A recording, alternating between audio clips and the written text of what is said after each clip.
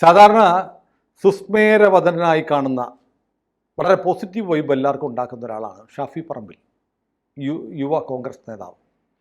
പക്ഷേ വടകരയിൽ ഇന്ന് ഷാഫി പറമ്പിലിനെ കണ്ടത് സംഹാരരുദ്രനെ പോലെയാണ്. അദ്ദേഹത്തിൻ്റെ ഇന്നോവയിൽ നിന്ന് പുറത്തിറങ്ങുന്നു, വെല്ലുവിളിക്കുന്നു, മുഖമൊക്കെ അങ്ങ് രൗദ്രഭാവത്തിൽ. ഇങ്ങനൊരു ഷാഫിക്കുള്ളിൽ ഉണ്ടായിരുന്നു.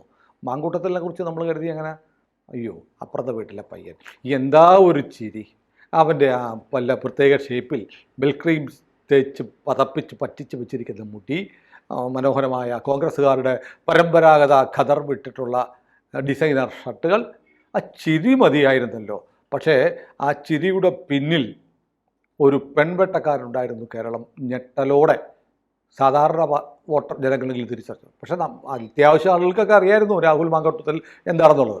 എല്ലാവരും കൂടെ പതുക്കി വെച്ച് പൊതിഞ്ഞു വെച്ച് പൊക്കിപ്പിടിച്ച് സംരക്ഷിച്ച ഒരാളാണ് രാഹുൽ മാങ്കൂട്ടം. ആ വിഗ്രഹം ഉടഞ്ഞു വീണു. അതുപോലെ ഷാഫിയുടെ തനി നിറമാണോ അതോ ഷാഫിയെ അങ്ങനെ ആക്കിയതാണോ ഡിവൈഎഫ്ഐക്കാർ? ഡിവൈഎഫ്ഐക്കാർ അങ്ങനെ ആക്കിയതാണെന്ന് തോന്നുന്നില്ല.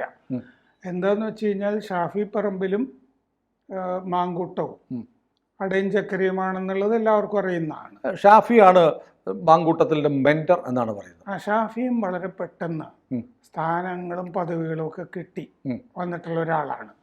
ഈ വി ഡി സതീശന് ശേഷമുള്ള അടുത്ത നിര എന്നുള്ള നിലയ്ക്ക് വി ഡി സതീശൻ തന്നെ മന്ത്രിയൊന്നും ആയിട്ടില്ല ഇതുവരെ. ഒരുപാട് കാലം പെട്ടെന്ന് പൊന്തി വന്നവരാണ്. മന്ത്രിയൊന്നും ആയിട്ടില്ല. പക്ഷെ മന്ത്രി ആയിട്ടില്ലെങ്കിലും മുഖ്യമന്ത്രി ആകണം എന്നുള്ള മോഹമൊക്കെ, ഗമ്യമായ ആഗ്രഹമുണ്ട്. അതെ, ആഗ്രഹമൊക്കെ ഉണ്ട്. അല്ല, അത് പ്രതിപക്ഷ നേതാവായിരിക്കുന്ന ഒരാൾ മുഖ്യമന്ത്രി ആകാൻ ആഗ്രഹിക്കുന്നതിൽ തെറ്റൊന്നുമില്ല. എന്താ തെറ്റ്? പൊതുപ്രവർത്തനത്തിന് ഇറങ്ങുന്ന ആർക്കും ആഗ്രഹം ഉണ്ടാവും. അതെ, എനിക്ക് പോലും ഉണ്ട്. അത് ആണോ? അത് രാഷ്ട്രീയത്തിൽ ചേരണം. പക്ഷെ ഫോർവേഡ് ബ്ലോക്കിലോ മറ്റു ചേർന്ന് നോക്ക്. ദേവരാജൻ സമ്മതിക്കുമോ?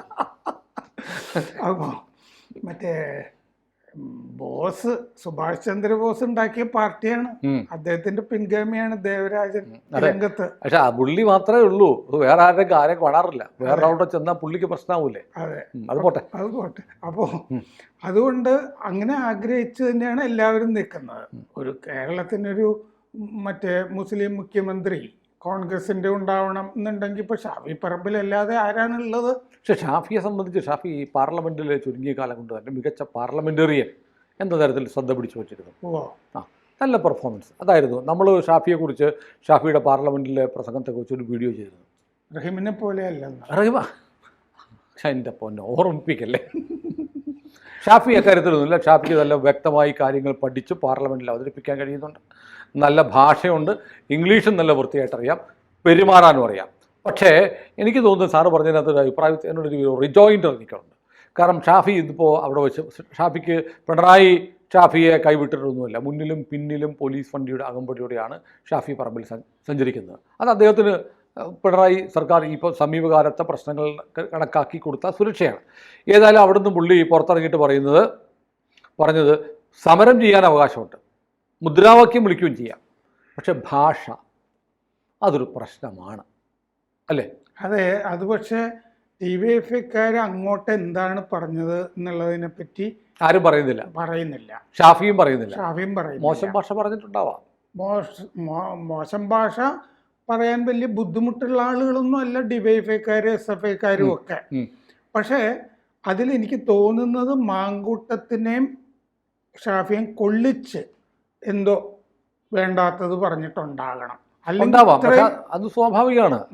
കാരണം രാഹുൽ മാങ്കൂട്ടത്തിൽ യൂത്ത് കോൺഗ്രസ് പ്രസിഡന്റ് ആവുന്നത് ഷാഫിയുടെ പിൻഗാമിയായിട്ട്. പാലക്കാട് സീറ്റ് ഷാഫിക്ക് തന്നെ കൊടുക്കണം, അല്ല മാങ്കൂട്ടത്തിൽ തന്നെ കൊടുക്കണമെന്ന് വാശി പിടിച്ചത് ഷാഫി പറമ്പിലാണ്. കെ സുധാകരന് സരിൻ വരണം, സ്ഥാനാർത്ഥിയാണെന്ന് സരിന് അവസാനം പാർട്ടിയിൽ നിന്ന് തന്നെ പോകേണ്ടി വന്നു. സരിന് പാർട്ടിയിൽ നിന്ന് പുറത്ത്. അപ്പോൾ അതിൻ്റെ ഉത്തരവാദിത്വം, വൈക്കറിയസ് ലയബിലിറ്റി ഷാഫിക്കുണ്ട്. കാരണം ഈ സംഭവങ്ങളിൽ തന്നെ ഷാഫി ഒരു നിലപാടെടുക്കുകയും മാങ്കൂട്ടം MLA സ്ഥാനം രാജിവെക്കണ്ട എന്ന് വേണമെങ്കിൽ നമുക്ക് ഷാഫിയുടെ ഗ്രൂപ്പെന്നോ ശരിയെന്നോ പറയാം. അങ്ങനെ അവർ തീരുമാനിച്ചിട്ടുണ്ട് എന്നുള്ളതും ഈ മൊത്തം സംഭവങ്ങളിൽ നിന്ന് വ്യക്തമാണ്. അല്ല, ഷാഫി ഈ പ്രതിസന്ധി ഉണ്ടായതിനു ശേഷവും രാഹുലിനെ അങ്ങനെ കൈവിട്ടിട്ടൊന്നുമില്ല. കൈവിട്ടില്ല. ഒരു പരാതിയില്ല, ഒരു പരാതിയുമില്ലാതെ രാജിവെക്കേണ്ടതില്ല എന്ന് തന്നെ ഉള്ള നിലപാടാണ് ഷാഫി. ഷാഫി ആ സമയത്തില്ലല്ലോ, ബീഹാറിൽ പോയിരിക്കുകയായിരുന്നു. തിരിച്ചു വന്ന് അദ്ദേഹം പറഞ്ഞത് ഒരു പരാതിയും ഇല്ല, അതുകൊണ്ട് രാജിയുടെ പ്രശ്നം ഉത്ഭവിക്കുന്നില്ല. കാരണം കോൺഗ്രസ്സുകാർ ടെക്നിക്കലി കറക്റ്റാണ് പറയുന്നത്. മാർക്സിസ്റ്റുകൾ ഇങ്ങനത്തെ സംഭവം വന്നപ്പോൾ രാജിവെച്ചിട്ടില്ല എന്നാണ്. ഞാനൊരു സംശയം ചോദിക്കട്ടെ. ഈ രാഹുൽ മാങ്കൂട്ടത്തിനെതിരെ ഈ പരാതിപ്പെട്ട പെൺകുട്ടികൾ, രാഹുലിൻ്റെ മെൻറ്റർ, രാഹുലിൻ്റെ ഏറ്റവും അടുപ്പമുള്ള ആൾ ഷാഫി ആയിരിക്കെ ഷാഫിയോട് പറഞ്ഞിട്ടുണ്ടാവില്ല എന്ന് കരുതാൻ പറ്റുമോ? പറ്റില്ല. ഷാഫിയോട് പറഞ്ഞിട്ടുണ്ടാവും. ഷാഫിയുമായി അടുപ്പമുള്ള ഈ യൂത്ത് കോൺഗ്രസിലെ പെൺകുട്ടികളൊക്കെ ഇല്ലേ, അവരൊക്കെ ഷാഫിയോട്, കാരണം മുൻ പ്രസിഡന്റ് ഇല്ലേ അദ്ദേഹം, പിൻഗാമിയായിട്ട് അദ്ദേഹം നിർദ്ദേശിച്ചതും ഷാഫി നിർദ്ദേശിച്ചതും മാങ്കൂട്ടത്തിനെയാണ്.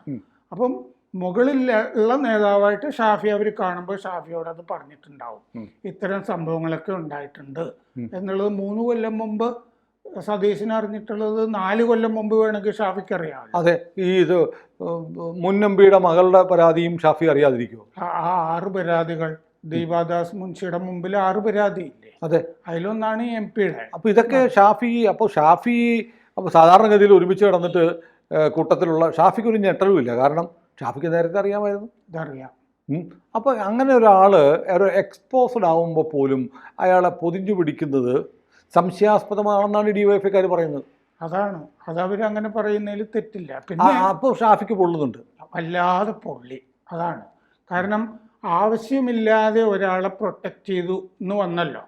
ഷാഫി പറമ്പലിനെ ടാർഗറ്റ് ചെയ്യാനായിട്ട് പാർട്ടി തീരുമാനിച്ചിട്ടുണ്ട് എന്നുള്ളത് വളരെ വ്യക്തം. ഇപ്പോൾ ഈ കൂട്ടത്തിൽ രക്ഷപ്പെട്ടു നിൽക്കുന്നത് നമുക്ക് തമാശ തോന്നും, രാഹുൽ മാങ്കൂട്ടത്തിലാണ് രക്ഷപ്പെട്ടത്. രാഹുൽ കംഫർട്ടബിൾ ആയിട്ട് വീട്ടിലിരിക്കുക, ഒരു പ്രശ്നമില്ല. പുള്ളിക്ക് പാലക്കാട് പരിപാടികളിൽ ആരും കൊടുക്കുകയില്ല, പാലക്കാട് പുള്ളി പോവുകയും വേണ്ട, പുള്ളി നിയമസഭയിലും പോകണ്ട. കാരണം നിയമസഭയിൽ പോയാൽ വിപ്പ് വന്നു കഴിഞ്ഞാൽ കോൺഗ്രസ്സുകാരനാവുമല്ലോ പുള്ളി. അപ്പോൾ കാലുമാറ്റ നിരോധന പ്രകാരം ഒരാളൊരു ചിഹ്നത്തിൽ, പാർട്ടി ചിഹ്നത്തിൽ മത്സരിച്ച ആൾ ആ പാർട്ടിക്ക് വോട്ട് ചെയ്യണമെന്നാണ് വോട്ട് വരുമ്പോൾ. ഞങ്ങൾ പാർട്ടിയിൽ നിന്ന് പുറത്താക്കിയെന്ന് സ്പീക്കറെ അറിയിക്കാൻ പറ്റില്ല, കാരണം സസ്പെൻഷനേ ഉണ്ടായിട്ടുള്ളൂ. അതെപ്പോൾ വേണമെങ്കിലും പിൻവലിക്കാം. 2 ദിവസം കഴിഞ്ഞും പിൻവലിക്കാം, 6 മാസം കഴിഞ്ഞും ഒക്കെ പിൻവലിക്കാം. ഇനി തെരഞ്ഞെടുപ്പിന് 9 മാസമേ ഉള്ളൂ. അപ്പോൾ തെരഞ്ഞെടുപ്പിന് അവിടെ മണ്ഡലത്തിൽ പോയാൽ DYFക്കാരും വെച്ചേക്കില്ല, BJPക്കാരും വെച്ചേക്കില്ല. അവിടെ ഒരു ചടങ്ങിനും സംഘാടകരും വിളിക്കില്ല. അപ്പം മണ്ഡലത്തിൽ MLA എന്ന് പറഞ്ഞ പണി സത്യത്തിൽ നടക്കില്ല. അവിടെ MLA ഓഫീസ് ഓപ്പറേറ്റ് ചെയ്യാൻ പറ്റില്ല. അപ്പോൾ ഇയാൾക്ക് പിന്നെ നിയമസഭയിൽ അവധി എടുക്കാനായിട്ട് പാർട്ടി നിർദ്ദേശിക്കും എന്നാണ് പറയുന്നത്. നിയമസഭയിലും വരാൻ പറ്റില്ല. ഇങ്ങനെ ഒരാൾ എന്തിന് MLA ആയി നിൽക്കുന്നു? MLA സ്ഥാനം രാജിവെക്കുന്നതല്ലേ എന്നാണ്. കാരണം മറ്റ് എൽദോസ് കുന്നപ്പള്ളിയുടെയോ മുകേഷിൻ്റെയോ ഒന്നും സമാനമല്ല ഈ കേസ്. എന്താണെന്ന് വെച്ച് കഴിഞ്ഞാൽ, ഇപ്പോൾ ഒരു കേസ് വനിതാ ശിശു ക്ഷേമസമിതി എടുത്തിട്ടില്ലേ? നിയമപ്രകാരം നിർബന്ധിത ഗർഭഛിദ്രം കുറ്റകരമാണ്. പക്ഷെ അതിന് പരാതി ഉണ്ടാവണം. പരാതി പക്ഷെ ഉണ്ടായിക്കൂടാന്നൊന്നും പറയാൻ പറ്റില്ല ഒരു ഘട്ടത്തിൽ. കാരണം ഇത് പലതവണ സംസാരിച്ച് കുട്ടിയോട് സംസാരിച്ച് ധൈര്യമൊക്കെ കൊടുത്ത് അവർ വളരെ ഡിപ്രസ്ഡ് ആയിരിക്കുമല്ലോ. ഒരു പെൺകുട്ടിയാവുമ്പോൾ ആ വളരുന്ന ജീവനോടുള്ള അനുകമ്പയും കാരുണ്യവും ദയയും അതൊക്കെ ആ കുട്ടി സംസാരിക്കുമ്പോഴും പറയുന്നുണ്ട്. ഇപ്പം എനിക്ക് മറക്കാൻ പറ്റുന്നില്ല എന്ന്. അപ്പോൾ അതുകൊണ്ട് ഷാഫി പറമ്പിലിനും മുമ്പ് DYFക്കാർ TH മുസ്തഫയെ, MP രാഘവനെ ഒക്കെ ഈ നാട് മുഴുവൻ തടഞ്ഞ് ഒരുപാട് സീനുകൾ ഉണ്ടായിട്ടുണ്ട് ഈ നാട്ടിൽ എന്ന് പറഞ്ഞ പോലെ ഈ പ്രശ്നം അവസാനിച്ചില്ല. അതാണ് ഈ രാഹുൽ മാങ്കൂട്ടത്തിനെ യൂത്ത് കോൺഗ്രസ് പ്രസിഡന്റ് സ്ഥാനത്ത് മാറ്റിയത് കൊണ്ട് തീരുന്നില്ല. MLA സ്ഥാനം രാജിവെച്ചിരുന്നെങ്കിൽ ഇത് അതോടെ അവസാനിച്ചേനെ. അത് കോൺഗ്രസ് നേതാക്കൾ പറഞ്ഞിട്ടുണ്ട് എന്ന് തന്നെയാണ് ഞാൻ കരുതുന്നത്. പക്ഷേ ഒരു ഉപതെരഞ്ഞെടുപ്പിനെ നേരിടാൻ കോൺഗ്രസിന് പേടിയാണ്. ഉപതെരഞ്ഞെടുപ്പിനെ നേരിടാൻ പേടിയാണെന്നുള്ളത് മനോരമയുടെ അഭിമുഖത്തിൽ സതീശൻ പറഞ്ഞിട്ടുണ്ട്. പക്ഷെ സതീശന് സൂത്രത്തിൽ പറഞ്ഞു, ഒരു ഉപതെരഞ്ഞെടുപ്പ് ഞങ്ങൾ വോട്ടർമാരുടെ മേൽ അടിച്ചേൽപ്പിക്കാൻ ഉദ്ദേശിക്കുന്നില്ലെന്ന്. വോട്ടർമാർക്ക് വലിയ പാടല്ലേ വോട്ട് ചെയ്യാന്ന് പറഞ്ഞാൽ? ഭയങ്കര എന്തൊരു പാടാന്നറിയാം. കർണാൽ ഉപതെരഞ്ഞെടുപ്പ് എന്ന് പറഞ്ഞത് നായബ് സിംഗ് സൈനി ഘട്ടാർ മുൻ മുഖ്യമന്ത്രി രാജിവെച്ച സീറ്റാണ്. അദ്ദേഹം കേന്ദ്രത്തിൽ മന്ത്രിയായല്ലോ. ഖട്ടർ രാജിവെച്ച സ്ഥലമാണ് ഹരിയാനയിലെ കർണാൽ. എന്നിട്ട് നായബ് സിംഗ് സൈനിക്ക് മത്സരിക്കണം. 6 മാസത്തിന്റെ അകത്ത് മുഖ്യമന്ത്രിയായി തിരഞ്ഞെടുക്കപ്പെട്ട ആളും മത്സരിച്ച് ജയിക്കണമല്ലോ. അങ്ങനെയാണ് കർണാലിൽ മത്സരിക്കുന്നത്. 7 മാസം 8 മാസം ഉള്ളൂ. അപ്പൊ തെരഞ്ഞെടുപ്പ് കിടന്നിട്ടുണ്ട്. പക്ഷെ അക്കോള എന്ന് പറഞ്ഞ മഹാരാഷ്ട്രയിലെ ഒരു സ്ഥലത്ത് മറ്റേ 155A ജനപ്രാതിനിധ്യ നിയമം പറയുന്നുണ്ട് 1 വർഷത്തിൽ താഴെയാണെങ്കിൽ തിരഞ്ഞെടുപ്പ് നടത്തണമെന്നില്ല എന്ന് പറഞ്ഞിട്ടുണ്ട്. അത് വെച്ചിട്ട് അക്കോളയിലെ ഉപതെരഞ്ഞെടുപ്പ് പ്രഖ്യാപിച്ചു. തെരഞ്ഞെടുപ്പ് കമ്മീഷന്റെ ഇഷ്ടം പോലെ കേരളത്തിൽ 2 സീറ്റ് ഒഴിവാക്കി 2 സീറ്റ് ഉണ്ട്. ബാഡൂർ സോമൻ മരിച്ച സീറ്റുണ്ട്. അപ്പൊ തെരഞ്ഞെടുപ്പ് കമ്മീഷൻ പിന്നെ നിലപാടെടുത്തത് മുഴുവൻ വേണമെന്നില്ല എന്നുള്ളതാണ്. പക്ഷെ വേണമെന്ന് തീരുമാനിച്ചാൽ അടിയന്തര ഘട്ടങ്ങളിലൊക്കെ അങ്ങനെ ചെയ്യാം. വേറെ നാഗാലാൻഡിലും ഒക്കെ വേറെ തെരഞ്ഞെടുപ്പുകൾ 4 എണ്ണം വേറെ നടന്നിട്ടുണ്ട്. 5-6 മാസം 7 മാസം ഒക്കെ ഉള്ളപ്പോൾ നടന്നിട്ടുണ്ട്. അതൊരു അടിയന്തര കോടതിയിലൊന്നും ചോദ്യം ചെയ്യേണ്ട കാര്യവുമില്ല. അത് തെരഞ്ഞെടുപ്പ് കമ്മീഷൻ അത് തീരുമാനിക്കാമെന്ന് സുപ്രീം കോടതി വിധിയുണ്ട് അങ്ങനെ പല കാര്യത്തിലും. ഈ അക്കോള എന്ന് പറഞ്ഞ കേസല്ലാതെ വേറെ ഒന്നും ഞാൻ കണ്ടിട്ടില്ല. ഈ 155A ബാധകമാണ്, നടത്താൻ പാടില്ല എന്ന് പറഞ്ഞത് ആ ഒറ്റ കേസേ ഉള്ളൂ. അതുകൊണ്ട് തെരഞ്ഞെടുപ്പ് നടക്കും. കാരണം ഇവര് പറയുന്ന ജ്ഞാനേഷ് കുമാർ മോദിയുടെ ആളാണെന്നാണല്ലോ ഇലക്ഷൻ കമ്മീഷൻ. അങ്ങനെയാണ് ഈ പാലക്കാട് തെരഞ്ഞെടുപ്പ് നടക്കുന്നേ. അപ്പൊ പേടിക്കണം, തോറ്റുപോകും. അപ്പൊ ആ തോറ്റുപോകുമ്പോ അത് ഷാഫിയെ കൂടി ബാധിക്കും, ഷാഫിയുടെ ഭാവിയെ. അതാണ് ഷാഫി ഇത്ര ശുഭിതനാകാനുള്ള കാരണം. അതിൽ ഷാഫിയുടെ മുഖം നമുക്ക് ഇഷ്ടമാണ്. ഷാഫിയുടെ പാർലമെന്റിലെ നടപടിക്രമങ്ങൾ ഇഷ്ടമാണ്. ഷാഫി പെട്ടതാണോ പെടുത്തിയതാണോ എന്ന് എനിക്കറിയില്ല. പെട്ടുപോയി രാഹുലിന്റെ കാര്യത്തിൽ. ഷാഫിയുടെ തന്നെ മണ്ഡലമാണല്ലോ. അതെ, ഡിവൈഎഫ്ഐക്കാരാണ് വന്നിരിക്കുന്നതെങ്കിലും. പിന്നെ കെ രമയുടെ ഒരു പരിപാടിയാണ് ഓണം വൈബ്. അതെ, കെ രമ ഇതിലൊരു നിലപാടെടുത്താണ്. അതെന്താണ്?